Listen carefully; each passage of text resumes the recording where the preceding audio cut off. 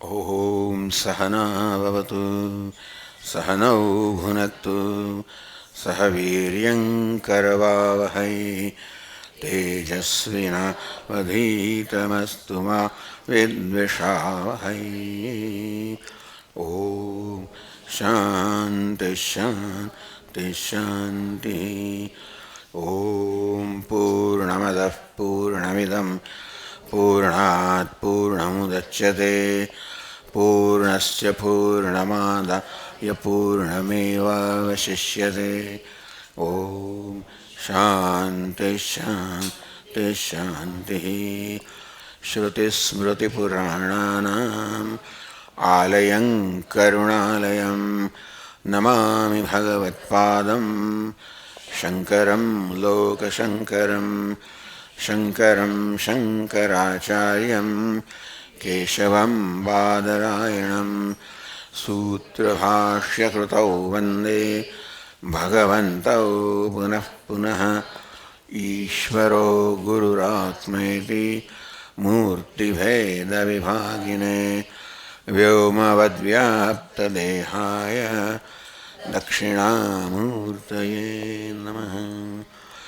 ॐ पार्थाय प्रतिबोधितां भगवता नारायणेन स्वयं व्यासेन ग्रथितां पुराणमुनिना मध्ये महाभारतम् अद्वैतामृतवर्षिणीं भगवतीम् अष्टादशाध्यायिनीम् अम्ब त्वामनुसन्दधामि भगवद्गीते भवद्वेषिणीम्। यं ब्रह्मा वरुणेन्द्ररुद्रमरुतः स्तुन्वन्ति दिव्यैस्तवैः वेदैः साङ्गपदक्रमोपनिषदैः गायन्ति यं सामगाः ध्यानावस्थिततद्गतेन मनसा पश्यन्ति यं योगिनः यस्यान्तन्न विदुःसुरासुरगणाः देवाय तस्मै नमः।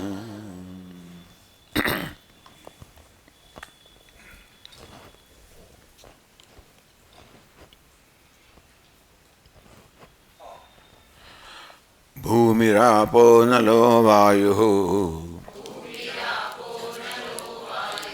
खं मनो बुद्धिरेव च अहंकार इतीयं मे भिन्ना प्रकृतिरष्टधा।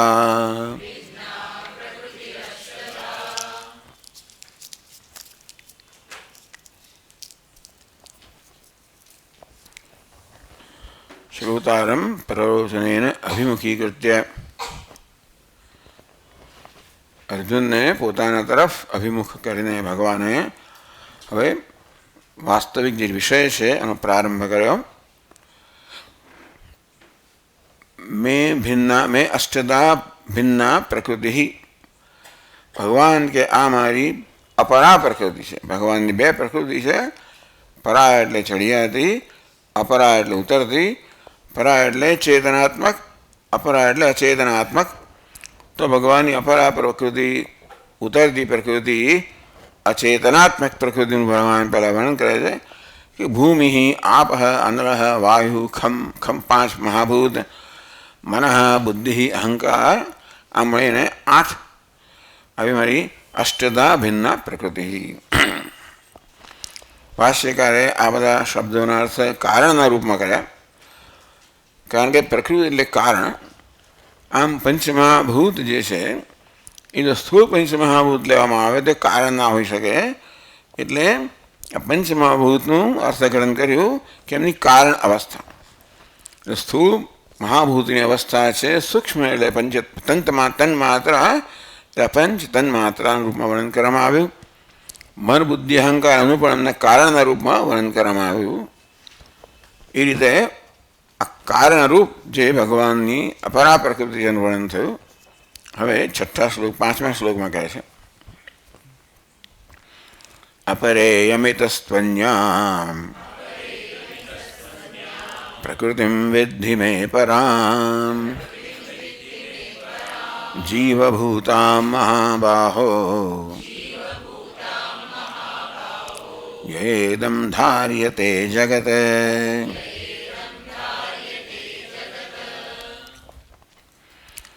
અપરા ઇયમ અર્થાત આગળના શ્લોકમાં જેનું વર્ણન કરવામાં એ અપરા પ્રકૃતિ છે.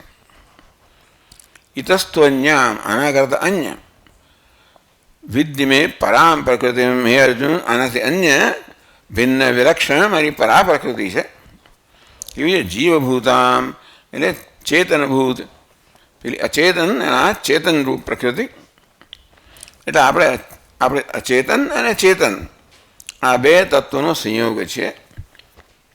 તો આપણી ઉપાધિ છે દેહ મન બુદ્ધિ વગેરે એ અચેતન છે, અને જે જીવાત્મા છે એ ઉપાધિને ચેતનતા પ્રદાન કરનાર છે એ ચેતન. આ બેના સંયોગથી આપણી આ ઉપાધિ બનેલી છે, આપણું વ્યક્તિત્વ બનેલું છે, આપણે બનેલા છે એમ કોને.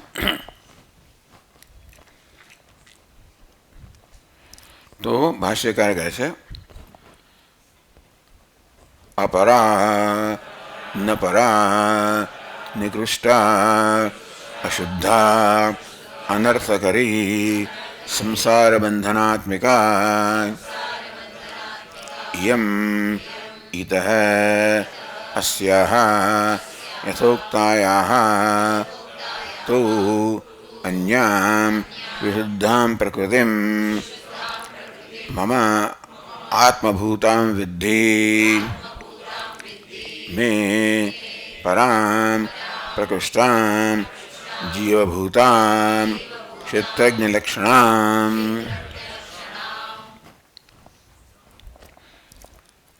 અપરા ઇયમ આગળ જે કહેવામાં આવી પંચમહાભૂત મનબુદ્ધિ અને અહંકાર રૂપી 8 તત્વોની બનેલી એ અપરા પ્રકૃતિ છે. ઇતસ્તુ એના કરતા અન્ય એટલે કે છે અપરા શબ્દનો અર્થ આપે છે. અપરા એટલે ન પરા, જે પર નથી એ અપરા. આનો અર્થ ઘણો બધો થાય છે, એટલે અહીંયા આનો અર્થ ન થાય જે નથી, જે પરા નથી તેવી, એટલે કે નિકૃષ્ટ. પરા એટલે ઉત્કૃષ્ટ, અપરા એટલે નિકૃષ્ટ એવો અર્થ કરવાનો. અપરા શબ્દનો બીજા અર્થ થાય છે, એનો અર્થ થાય નિકૃષ્ટ, ઉતરતી. એ વિચારીને બહુ અહીંયા જો કે ઘણી નિંદા કરવામાં આવી, શા માટે ખબર નથી, પણ અશુદ્ધ અનર્થ કરી સંસાર બંધના એટલે એને શું ભૂકો ન કર્યો. આ પંચમહાભૂત અને મન બુદ્ધિ અહંકાર પ્રકૃતિ છે, એને નિકૃષ્ટા ચાલો અપરા છે, ઉતરતી છે. અનર્થ કરી અનર્થ કરનારી છે. સંસાર બંધનાત્મિકા સંસાર બંધન કરનારી છે. એવું કેમ? પ્રકૃતિ તો કશું ના કરે. એ પ્રકૃતિ અશુદ્ધ, ચાલો પેલી ચેતનની દ્રષ્ટિએ અશુદ્ધ તમે કહો, પણ અનર્થ કરી કેમ કહેવાય? એ ક્યારે અનર્થ કરનાર નીવડે? જ્યારે એમાં અહમભાવ હોય ત્યારે. એકલી કશી વસ્તુ પ્રકૃતિ અનર્થ ના કરે, દેહ અનર્થ ના કરે.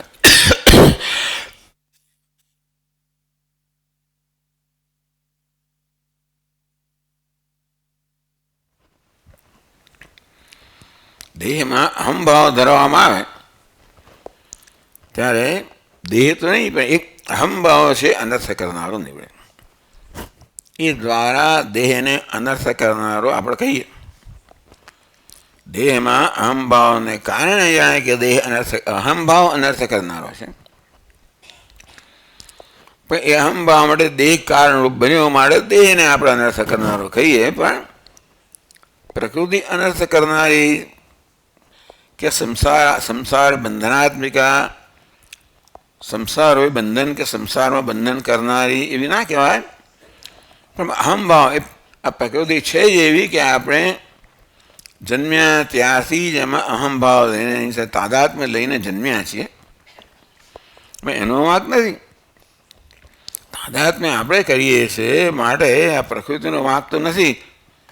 એ તાદાત્મ્ય બંધન કરનારો છે, આ તો રહેવાની જ છે.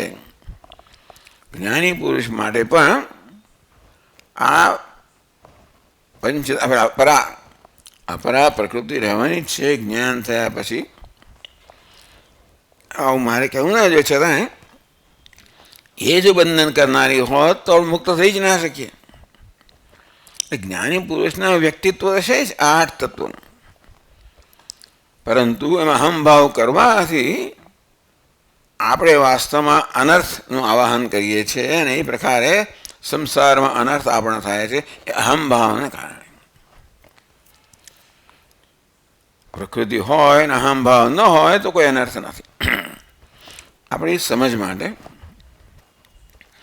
સંસાર બંધનાત્મિકા, કારણ કે ભગવાને અપરા કહ્યું એટલે એને નિકૃષ્ટ, અપરા એટલે બીજી કહ્યું તો વાંધો ના આવ્યો હોત. અપરાને નિકૃષ્ટ કહી, નિકૃષ્ટ એટલે ઉતરતી કહી. એટલે પછી કેમ? તો કે સંસાર બંધનાત્મિકા, સંસારમાં બંધન કરનારી, સંસાર હોય બંધન કરનારી, અશુદ્ધા અનર્થ કરી અનર્થ કરનારી. તો એ અપરા એટલે નિકૃષ્ટા છે, એટલા માટે એને આ પ્રકારે વર્ણન કરવામાં આવ્યું.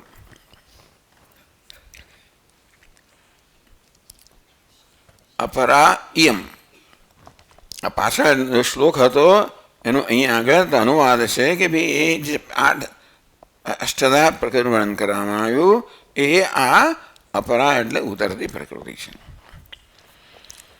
ઇતસ્ત્વન્યામ શ્લોકમાં કહું એના કરતા અન્ય.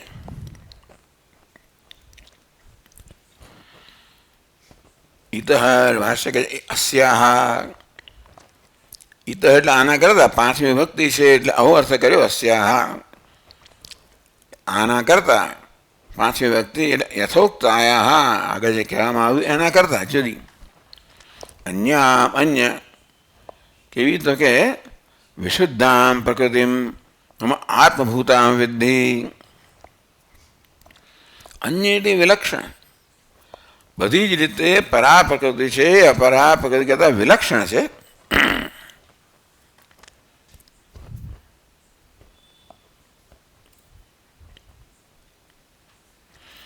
પુરુષસ્ય ચૈતન્યસ્ય અવિદ્યા શક્તિ અવચ્છિન્નસ્ય, આમ તો પરા પ્રકૃતિ છે એ ચેતનાત્મિકા છે, પુરુષ છે અને તેથી ઉત્તમ છે.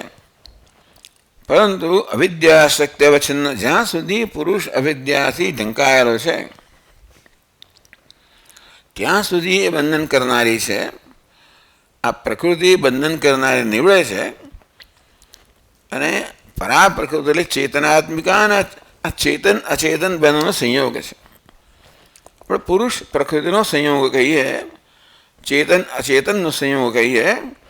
આ પુરુષ છે, ચેતન છે, અચેતન પ્રકૃતિને ચેતનતા પ્રદાન કરે છે. એટલે આપણે ભ્રમ જન્મે છે કે આ દેહ ચેતન છે. દેહ ચેતનતા અગાધ, દેહે ચેતનતા પ્રાપ્ત કરી આત્મામાં છે. આત્માનું પ્રતિબિંબ છે અવિદ્યા, છાયા, પછી એમાં અહંકાર, પછી ઇન્દ્રિયો ને પછી દેહ. એ પ્રકારે આવી રીતે ક્રમમાં ધીમે ધીમે ધીમે ચેતનતા પ્રસરતી જાય છે. અંતે આ દેહ ચેતનપણું પ્રાપ્ત કર્યું. પણ દેહ ચેતન છે એટલે આપણે માની લઈએ કે હું છું, અને દેહમાં અહંભાવ કરીને આપણે રહ્યા હોય છે.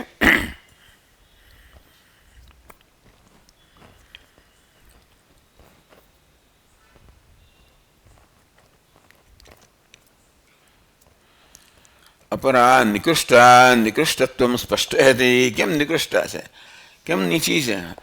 તો કહે છે ને કે અશુદ્ધા અનર્થ કરી અનર્થ કરનારી છે, સંસાર બંધનાત્મિકા, સંસાર બી બંધન કરનારી છે. બંધન એનું સ્વરૂપ છે, સંસાર એ બંધન જેનું સ્વરૂપ છે એવી અપરા પ્રકૃતિ છે. ઇતઃ એથી અન્ય એટલે એના કરતાં ભિન્ન, અન્યામ વિશુદ્ધામ પ્રકૃતિમ, એટલે અશુદ્ધ કહેવામાં આવે એના કરતાં અન્ય વિશુદ્ધ, અપર કહેવામાં આવે એને અન્ય અન્ય પર. પેલી અનાત્મભૂત છે એમાં આત્મભૂતા, એટલે આ ભગવાનની એક આત્મભૂત પ્રકૃતિ છે. એટલે ચેતન અચેતન બેના સંયોગમાંથી આ ઉપાધિ બનેલી છે.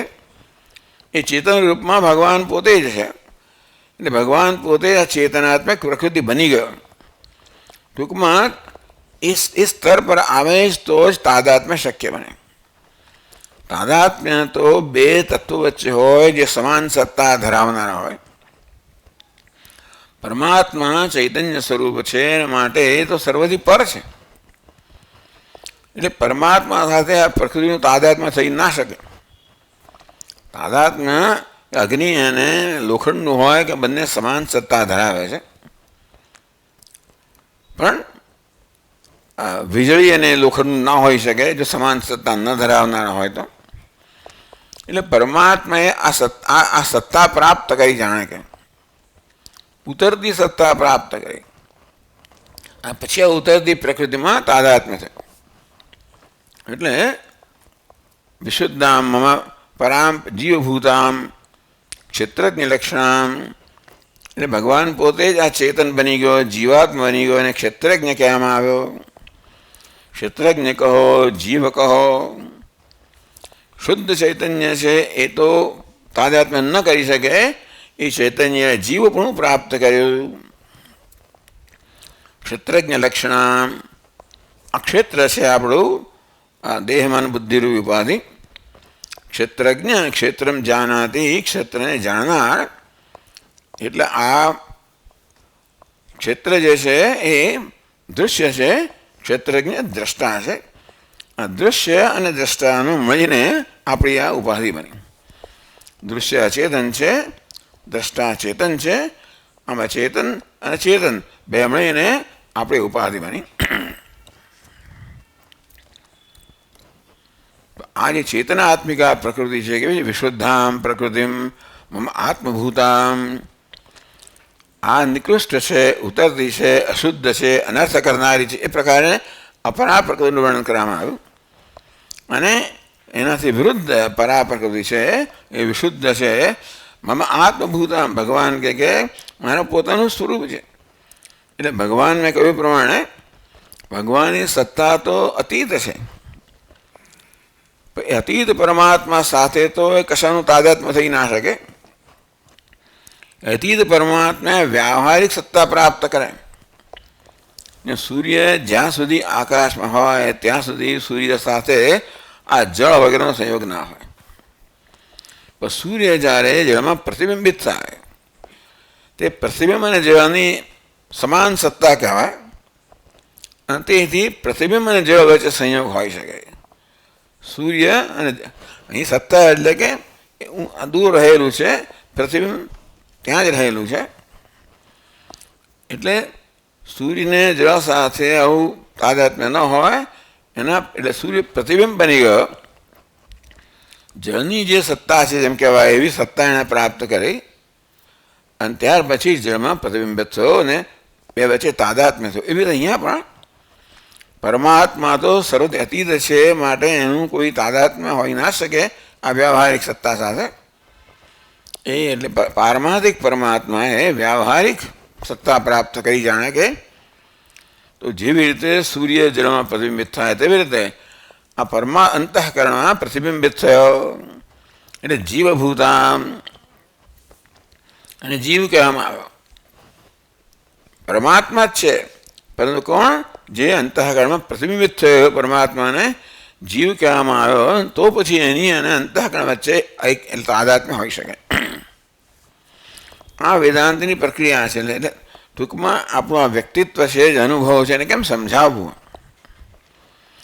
હું તો વેદાંત શાસ્ત્ર આપણા જીવનને સમજાવવા માટે છે, આપણા અનુભવોને સમજાવવા માટે છે. જો અનુભવને સમજીએ તો ક્યાં આગળ સુધારો વધારો ફેરફાર કરવાનો છે પણ સમજી શકીએ. એટલે ક્ષેત્રજ્ઞ એટલે ક્ષેત્રમ જાનાતી એટલે જીવભૂતામ પ્રાણ ધારણ નિમિત્ત ભૂતામ.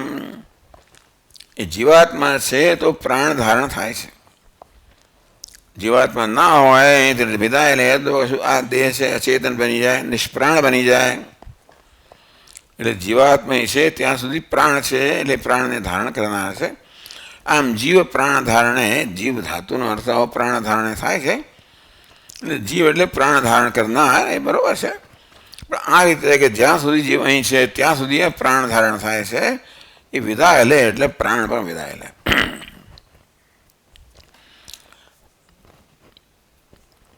યયા પ્રકૃત્યા ઇદમ ધાર્યતે જગત અંતઃ પ્રવિષ્ટયા યા જીવભૂતયા જીવભૂત જે પ્રકૃતિ છે એના વડે યમ જગત ધાર્યતે આ પરા પ્રકૃતિ છે, ચેતનાત્મિક આ પ્રકૃતિ છે, એ આ સમગ્ર જગતને ધારણ કરે છે. અંતઃ પ્રવિષ્ટયા એને અંદર પ્રવેશ કર્યો. ઉપનિષદમાં વર્ણન આવે છે, છંદોગીની અંદર બીજા ઉપનિષદોમાં પણ તત્સૃષ્ટવા તદેવા, તૈત્રીય ઉપનિષદમાં વાક્ય છે તત્સૃષ્ટવા તદેવાનુપ્રાવિશત. ભગવાને પહેલા નામ રૂપાત્મક જગતનું સર્જન કર્યું. તત્સૃષ્ટવા તદેવ અનુપ્રાવિશત અને એને અનુસરીને એને પ્રવેશ કર્યો. જેવી રીતે લોખંડના ભિન્ન ભિન્ન આકારો હોય, અગ્નિ એમાં પ્રવેશ કરે તો અગ્નિ પણ જાણે છે તે આકારનો બની જાય છે. અને તે રીતે ઉપાધિ નામરૂપ છે એમાં પરમાત્મા પ્રવેશ કરે. અગ્નિ એવો બની નથી જતો, પણ અગ્નિ એવો આકાર દેખાય છે. આકાર તે પ્રકારે પરમાત્મા કંઈ આ રૂપ જીવ રૂપ બની નથી જતો, પણ ઉપાધિને કારણે પરમાત્મા પણ જાણે એ આકાર ધારણ કરે છે. આવું તો જ્યાં સુધી આ છે ત્યાં સુધી આ પ્રાણ ધારણ થાય છે.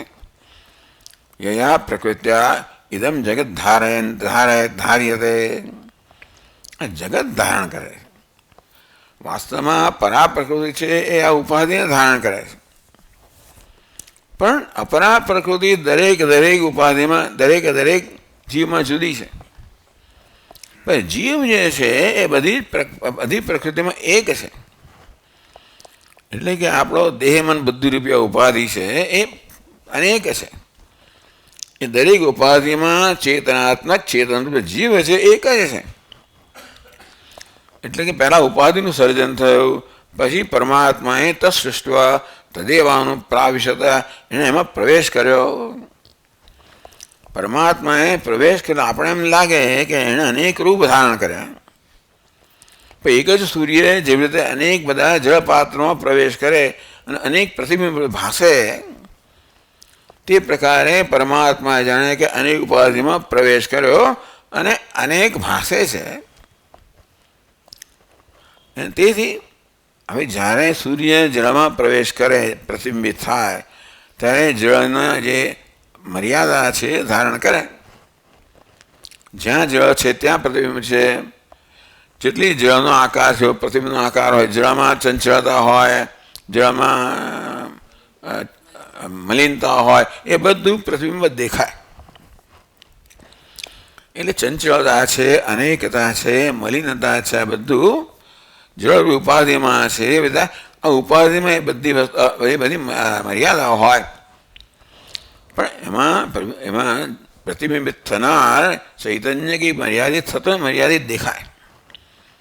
જેમ સૂર્ય જળમાં એને પ્રતિબિંબિત થયો સૂર્ય, એટલે જળની જે બધી જળ તરંગિત હોય, હલનચલન કરતું હોય, એની અંદર અશુદ્ધિ હોય, એ બધું જાણે કે પ્રતિબિંબમાં ભાસે. તેવી ઉપાધિની બધી મર્યાદાઓ જાણે કે આ જીવાત્મામાં ભાસે છે. એટલા માટે જે કંઈ આપણા મનની જે કંઈ સ્થિતિ હોય એ બધી જાણે કે મારી સ્થિતિ છે એવું માની આપણે, એ તાદાત્મ્યને કારણે. યા પ્રકૃત્યા ઇદમ અંતઃ પ્રવિષ્ટયા, આ સમગ્ર જગત જે છે એમાં પરમાત્માએ પ્રવેશ કર્યો. આ જગત અનેક નામ રૂપનું બનેલું છે અને તેથી અનેક જીવોનું બનેલું છે. એટલે એમ કહેવાય કે પરમાત્મા એક સાથે બધામાં પ્રવેશ કર્યો. એ માટે ભિન્ન ભિન્ન દૃષ્ટાંત આપવામાં આવે છે. પક્ષી જેમ કોઈ માળામાં પ્રવેશ કરે એ રીતે આ પ્રવેશની બધી બહુ લાંબી ચર્ચા કરે છે ભાષ્યકાર ઉપનિષદની અંદર. એમ ના માનવું કે ભાઈ આ જેવી દેવદત્ત જેવી રીતે ઘરમાં પ્રવેશ કરે તેમ પરમાત્મા પ્રવેશ કર્યો. એટલે પ્રવેશ શબ્દના ખૂબ બધા અર્થ લે છે ભાષ્યકાર. અને છેવટે આ નિર્ણય પર આવે છે કે પ્રવેશ એટલે પ્રતિબિંબિત થવું. પ્રવેશ શબ્દનો મુખ્ય અર્થ નહીં લેવાનો. પ્રવેશ શ્રુતિ એકથી વધારે ઉપનિષદમાં પ્રાપ્ત થાય છે. આ દરેક જગ્યાએ ભિન્ન ભિન્ન પ્રકારની ચર્ચા છે પ્રવેશને સમજાવવા માટે. પછવટે પ્રવેશનો અર્થ કરવામાં આવે છે પ્રતિબિંબિત. છાંદોગ્યમાં કહેવામાં આવ્યું કે અનેન જીવેન આત્મના અનુપ્રવેશ્ય નામરૂપે વ્યાકરવાણી. અનેન જીવેન આત્મના અનુપ્રવેશ્ય નામરૂપે વ્યાકરવાણી. તો પહેલાં બધા ત્યાં 3 કે 5 મહાભૂત સર્જવામાં આવ્યા. પણ આ મહાભૂત ત્યારે વાસ્તવમાં સક્રિય બની શકે જ્યારે એમાં ચેતન પ્રવેશ કરે. તેથી એટલે આ સમજાવવામાં આવ્યું. આપણો જે અનુભવ છે ને એ આ રીતે સમજાવવામાં આવે છે. આપણે કંઈ ખરેખર નહીં માનવું કે આવું જુદું હતું ને પ્રવેશ કર્યો વગેરે વગેરે. એની બહુ ચર્ચાઓ થાય છે. પ્રતિબિંબવાદ ને અવચ્છેદવાદ. ભાઈ આ તો માત્ર પ્રક્રિયા છે. એને મુખ્ય અર્થમાં લઈને ભાઈ ચર્ચા કરે કે પ્રતિબિંબ કેમ થઈ શકે, પ્રતિબિંબમાં તો બિંબ જુદું હોય. અરે બરાબર છે, એ ખાલી મોડેલ છે. એટલે પેલો કે પ્રતિબિંબવાદ સાચો છે, પેલો કે અવચ્છેદવાદ સાચો છે વગેરે વગેરે. બંને ઉપયોગી છે. એટલા બધાએ ભેગા કરીએ તોય પણ એનું પૂરું વર્ણન ના થાય. જે વસ્તુ છે એનું પૂરું વર્ણન તો બધાએ વાત ભેગા તોય ના થાય. છતાંય પણ મોટું મોટું આપણે લઈએ એટલે વર્ણન આપણે સમજી શકીએ. અંતઃપ્રવિષ્ટયા યા પ્રકૃત્યા. તો જેણે જગતનું સર્જન કરીને અંદર પ્રવેશ કર્યો, એમાં પ્રતિબિંબિત થયો પરમાત્મા, એ રીતે જગતને ધારણ કરે છે. એટલે જગત ચેતનવંતું બને છે. અને ચેતનવંતું બનાવીને જાણે કે જગતને ધારણ કરે છે. એ ન હોય તો જગતનો કોઈ અર્થ રહેતો નથી. જગત ત્યારે જ વાસ્તવમાં સક્ષમ બને, કાર્યક્ષમ બને, જ્યારે પરમાત્મા પ્રતિબિંબિત થાય.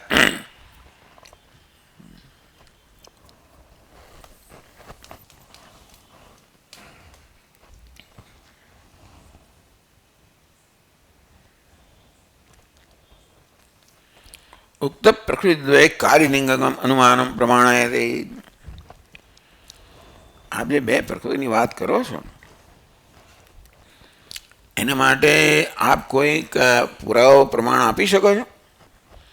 કાર્યલિંગકમ અનુમાન. પછીના શ્લોકમાં જેને ભગવાન અનુમાન પ્રદાન કરે છે એમાં કાર્યલિંગ બને છે. એટલે કાર્ય લિંગ બને છે અથવા તો એનો પુરાવો બને છે કે કાર્ય પરથી કારણનું અનુમાન થઈ શકે. કાર્યલિંગકમ, કાર્યલિંગ છે. અને લીન અર્થમ ગચ્છી. ટૂંકમાં લિંગ એટલે જે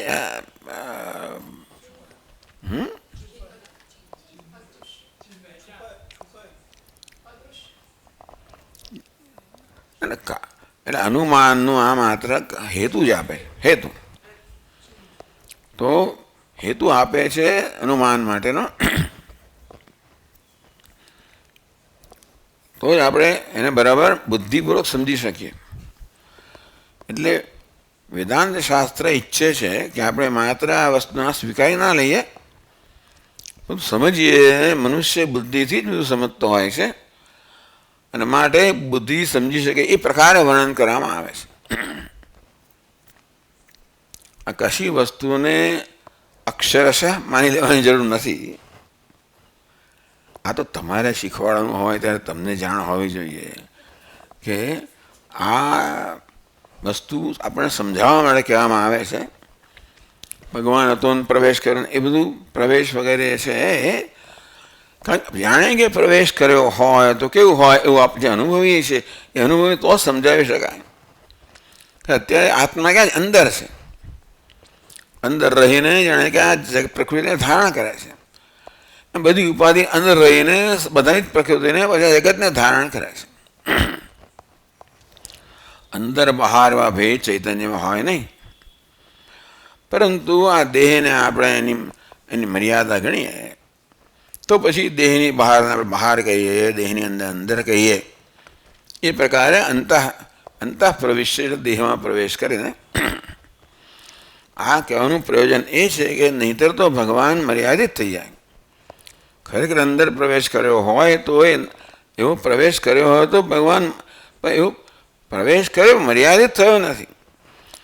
એટલે પ્રવેશ કર્યો એટલે કે જે વસ્તુ આપણે અનુભવીએ છીએ એ પ્રવેશ શબ્દથી સમજાવી શકાય કે એ પ્રવેશના ખ્યાલથી સમજાવી શકાય. પણ પ્રવેશને બધી જ વસ્તુઓ લેવાની ના હોય નહીં તો પછી તો ભગવાન મર્યાદિત થઈ જાય. એટલે એણે જાણે કે પ્રવેશ કર્યો, તેથી આપણે એવો અનુભવ થાય છે કે ભગવાન અંદર છે અને હું ક્યાં સુધી છું? આ દેહની મર્યાદા સુધી હું છું. હું છું ચૈતન્ય છું. ચેતનતા ક્યાં સુધી છે? આ બધી મર્યાદાઓ સુધી. ચેતન તો કે અંદર બહાર હોય નહીં, એ મર્યાદિત હોય નહીં, પણ આપણા અનુભવોને ધ્યાનમાં રાખીને આ પ્રકારે કહેવામાં આવે છે.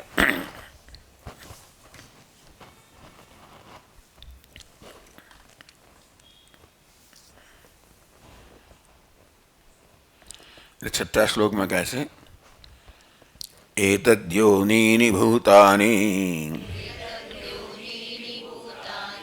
સર્વાણીત્યુપધારય અહં કૃષ્ણસ્ય જગતઃ પ્રભવઃ પ્રલયસ્તથા.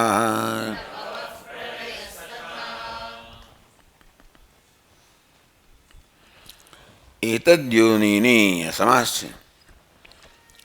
એતદ એટલે આ આગળ જે કહેવામાં આવ્યું તે યોનીની ભૂતાની, આ જે બે પ્રકૃતિ છે એ બધા ભૂતોનું કારણભૂત છે.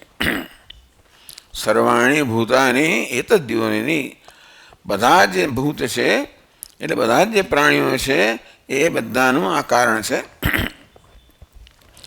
ઇતિ ઉપધારે, હે અર્જુન તું આ પ્રકારે નિશ્ચય કર કે આ બધા જ ભૂત છે, બધા જ જીવો છે, બધા જ પ્રાણીઓ છે. ચેતન વર્ગની આપણે વાત કરીએ છીએ, ચેતનમાં થાય પણ ચેતન વર્ગની વાત કરીએ છીએ. એ દરેક ચેતન વર્ગ એટલે ચેતનનો જે જીવ છે ચેતનાત્મક, એમાં આ બે પ્રકૃતિ હોય છે, એને ધારણ કરે છે. એ દ્વારા આમ કૃષ્ણસ્ય જગત હૈ, આ બે પ્રકૃતિ કારણ હોય તો ભગવાન આપ કેવી રીતે કારણ છો? તો કહે છે કે હું આ બે પ્રકૃતિ દ્વારા જગતનું કારણ છું. થોડુંક અહીંયા આગળ એટલે એ ભગવાન જગતનું કારણ છે પણ સીધું નહીં. જો કારણ બનવા માટે તો કારણ કાર્યમાં પરિણમે, તો કારણમાં પરિણામ આવે તો જ, જેમ કે આ માટી છે એ ઘડાનું કારણ છે, તો માટીમાં પરિણામ એટલે પરિવર્તન આવે તો જ ઘડો થઈ શકે. ઉપાદાન કારણ, ભગવાન બંને કારણ છે. અભિન્ન નિમિત્ત ઉપાદાન કારણ, નિમિત્ત કારણ પણ છે, ઉપાદાન કારણ છે. નિમિત્ત કારણ જેમ કે કુંભાર છે તો આ કાર્યથી ભિન્ન રહે છે, અને તેથી જ્યાં કાર્ય છે ત્યાં નિમિત્ત કારણ નથી, પણ જ્યાં કાર્ય છે ત્યાં ઉપાદાન કારણ છે. ઉપાદાન કારણ છે કાર્યનું રૂપ લે છે. તો એ રીતે પણ અહીંયા આગળ એટલે વેદાંતની વિશેષતા છે. દુનિયાના બીજા બધા સંપ્રદાયો કે પંથ છે એ બે કારણ માને, ભગવાનને માત્ર નિમિત્ત કારણ માને છે. ભગવાને જગતનું સર્જન કર્યું, એની પ્રક્રિયાઓ જેને વર્ણન કરે, પહેલા દિવસ આ કર્યું, બીજા દરેક સંપ્રદાય પોતપોતાની ભગવાને કેમ સર્જન કર્યું સમજાવે. પણ ભગવાન જગત કરતાં જુદો છે, જગતનું સર્જન કર્યું છે, અત્યારે જગત કરતાં જુદો રહે છે, અને જ્યાં હોય ત્યાં રહીને આ જગતનું સંચાલન કરે. આવો ખ્યાલ બધા લોકોને છે. ઠીક છે, બધા દ્વૈતવાદી છે. દ્વૈત કોને કહેવાય? સર્જન કરનાર ઈશ્વર સર્જન કરતા જુદો છે, એટલે કરતા જુદો છે, આ કાર્ય જુદું છે.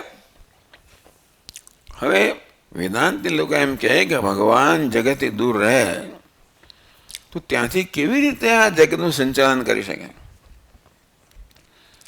સંચાલન કરવા માટે તમારે ત્યાં હોવું જોઈએ. જેનું સંચાલન કરો ત્યાં તમે હાજર હોવા જોઈએ. એ તો કહે કે ભગવાન પ્રકાશ પથરાયેલો છે, અંદરથી ત્યાં છે, પણ બધે એવું વર્ણન કરે છે. તો ટૂંકમાં ભગવાને સર્વવ્યાપી હોવું જ જોઈએ, અને તો જ પછી જગતનું સંચાલન કરી શકે ને. એ ત્યાં હોય ને અહીંયા ના હોય તો આ વસ્તુ એનું કયું માને કેવી રીતે? એટલે જેનું સંચાલન થઈ રહ્યું છે ત્યાં ભગવાન હોવો જોઈએ. કેમ જેમ કે સૂર્ય છે પ્રકાશ ફેલાયેલો છે એમ ભગવાન પણ સર્વ, એવું એક બધી એવી જાતનું એ લોકો સમજૂતી આપે. કારણ કે તમે આ પહેલેથી આ બેને સ્વીકારો છો. નિમિત્ત કારણ છે સર્જન કરનાર, એ કાર્ય એટલે સર્જન કરતા ભિન્ન છે એવું આપણા રોજબરોજના અનુભવમાં જોવામાં આવે છે. એટલે જેવી રીતે કુંભાર આ ઘડો બનાવે તે રીતે ભગવાને આ જગત બનાવ્યું. એ કુંભાર છે એ મોડલ છે. ઘડો બન્યો કુંભાર એ મોડલ એટલે એ દૃષ્ટાંત બને છે. એ દૃષ્ટાંતથી જગતને સમજાવવામાં આવે કે ઈશ્વરે પણ આ પ્રકારે આ જગત બનાવે. આપણે એવું જ કહેવાય બ્રહ્માજી લીધે માટી હતી અને તમે બધા રૂપ બનાવે ને એવું બધું.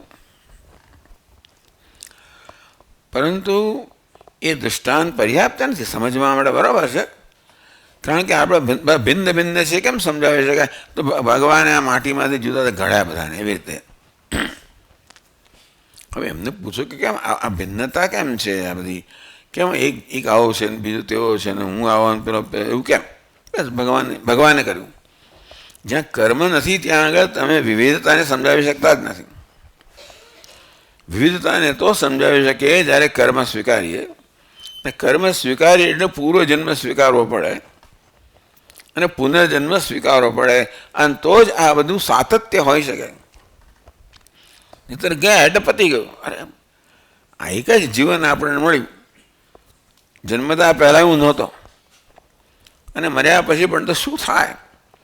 હું જે છું એ શૂન્ય કેમ થઈ જાય? નહોતો એટલે શૂન્યમાંથી સર્જન થયું. અત્યારે છે શૂન્ય બની જાય છે, એવું કેવી રીતે થાય? એ જે હશે એ લોકો પાસે, ટૂંકમાં એ કે મૂર્ખ લોકો નથી, આ બધાનો એ લોકોએ આપણે કંઈ મેં અભ્યાસ નથી કર્યો, પણ આ બધાની સમજૂતી આપીએ છે એમણે કે એમણે બધા બુદ્ધિમાન લોકો છે, ખૂબ બધા પ્રશ્નોને કરેલા છે એટલે સમજાવ્યું હશે. પણ આપણી પાસે બહુ સરળ આખું એક મોડેલ છે, અને એટલે આપણે આ ઘડા અને કુંભારનું મોડલ એ દૃષ્ટાંત સ્વીકારતા નથી.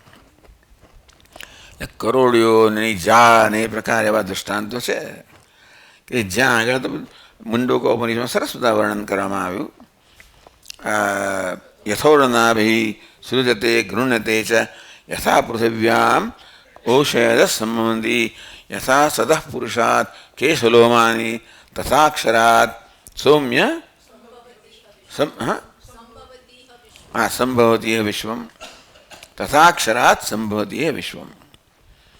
અક્ષર એટલે અવિનાશી પરમાત્માથી આ વિશ્વ બને. હવે એ બધા માટે આ દૃષ્ટાંતો આપ્યા એક એક અંશ સમજાવવા માટે. જેવી રીતે કરોળિયામાંથી આ ઝાડું બને છે. એટલે કરોળિયો શું છે તો કે આ ઝાડાનું ઉપાદાન કારણ છે. યથા સતઃ પુરુષાત કેશ લોમાની. હવે જીવંત પુરુષ હોય એના કેશ અને લોમ એનામાંથી જન્મે છે. યથા પૃથિવ્યામ ઔષધ, જેવી રીતે પૃથ્વીમાંથી ઔષધિઓ સંભવે છે. આ ત્રણ દૃષ્ટાંતો દ્વારા ત્રણ ભિન્ન ભિન્ન પ્રકારની આપણી શંકાઓ હોય નિરાકરણ કરવામાં આવ્યું. ટૂંકમાં કહેવાનો ભાવ એ છે કે ઈશ્વર આ જગત કરતા ભિન્ન નથી. ઈશ્વર જગત કરતા ભિન્ન છે અને જગત ઈશ્વર કરતા ભિન્ન નથી. B is equal to A, but A is not equal to B. આ સમીકરણ બહુ મહત્વનું છે, અને તો જ અદ્વિતીયતા હોઈ શકે. અને આ સમીકરણ ક્યારે હોય? એક સત્ય હોય અને બીજું મિથ્યા હોય. A is equal to B, B is not equal to A એટલે એક્ટર, બી એટલે બેગર. તો B is equal to A. આ બેગર જે છે એ એટલે એક્ટર કરતાં ભિન્ન નથી, પણ એક્ટર એટલે અભિનેતા છે એ ભિખારી કરતાં ભિન્ન છે. આ જાતનું સમીકરણ, એવું સમીકરણ જગતમાં છે કે આ જગત છે ઈશ્વર કરતાં ભિન્ન નથી, પણ ઈશ્વર જગત કરતાં ભિન્ન છે, સ્વતંત્ર છે. એ રીતે અદ્વિતીયતા સિદ્ધ થાય કે જગત છે ખરું, પણ ઈશ્વર કરતાં ભિન્ન નથી. ઈશ્વર તો છે જ, પણ જગત કરતાં ભિન્ન છે. જગત ઈશ્વર કરતાં ભિન્ન નથી એટલે જગતની ઈશ્વર બે વસ્તુ ના થાય. પણ ઈશ્વર જગત કરતાં ભિન્ન છે કારણ કે ઈશ્વર સત્ય છે, જગત મિથ્યા છે. સત્ય અને મિથ્યા આ પ્રકારની વસ્તુ તમે સ્વીકારો તો એવું સમજી શકાય. હવે મિથ્યા તમે શબ્દ વાપરો એટલે લોકો બધા બહુ એ થઈ જાય છે, શું કહેવાય છે. હવે આપણે દ્વૈત આચાર્યો પણ આનાથી અમે બહુ શું કહેવાય એકદમ ડિસ્ટર્બ થઈ જાય છે. તમે ભગવાનના જગતને મિથ્યા કહો છો ને ભગવાનને માયાવી કહો છો ને બધું બધું. હવે આ તો મોડલ માયાવી એટલે કેવું, માયાવી એટલે માયા કરનારો, બધા લોકોને છેતરનારો. તમે એવું ભગવાનને કહો છો? આટલા મોટા આચાર્યો આ ના સમજી શકે. આટલું બધું સ્પષ્ટ ભાષ્યકારે કર્યું તોય પણ પછી એકે આચાર્ય અદ્વૈતને સ્વીકાર્યું નથી. બધા જ અનુભવ થાય છે, અનુભવના સ્તરને સત્ય માનીને બ્રહ્મ પણ સત્ય છે, જગત પણ સત્ય છે, બધું આપણા સચ્ચિદાનંદ મારા નામ ના દેવું જોઈએ. પણ કેટલા મૂર્ખ કે હું તો આટલું બધું રહ્યો ને અમે એકે ગુરુ ના મળ્યો, ના થયું, તે ના થયું. ચાલો, પણ કહેવાનો ભાવ તમે આવું એટલા માટે કહું છું કે લોકોને ભરમાવો છો ને. તમારી ખોટી સમજથી તમે લોકોને, કારણ કે એમનું બહુ વાંચન વર્ગ વિશાળ, વાચક બહુ વિશાળ છે.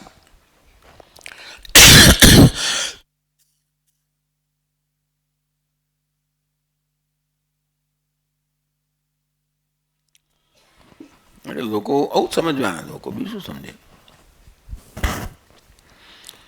એટલે અદ્વૈત તો કહે છે કે ભાઈ જીવ સત્ય, જગત સત્ય, ઈશ્વર સત્ય, બધું સત્ય જ છે. બસ સત્ય એટલે શું એની વ્યાખ્યા કરી છે. સત્ય એટલે આપણે સત્ય, વ્યવહારિક સત્ય કહેવાય. સત્ય શબ્દનો શું અર્થ છે? વેદાંત શાસ્ત્ર કે સત્યમ એટલે અબાધિતમ સત્યમ. એનો બાધ ન થાય, દેશ કાળમાં કશામાં બાધ ન થાય. સર્વ દેશમાં હોય, કાળમાં હોય, વસ્તુમાં હોય, કશાથી પરિચ્છિન્ન ના થાય, એને સત્ય કહેવાય.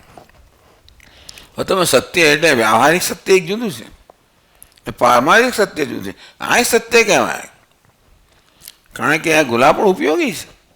ઉપયોગીતાને તમે સત્ય કહેતા હો તો આપણા જગતને સત્ય કહીશું. જો કે આપણા ગૌડપાદાચાર્ય તો કંઈ એ ના કહેવાય. આ જળ તો તમારી સરસ શિવાવે છે માટે સત્ય છે, ખરું ને? એ સત્યતાનો ત્યાં શું અર્થ છે? ઉપયોગીતા. એટલે આ પેલું જે ઝાંઝવાનું જળ છે એની તુલનામાં આ જળ સત્ય છે.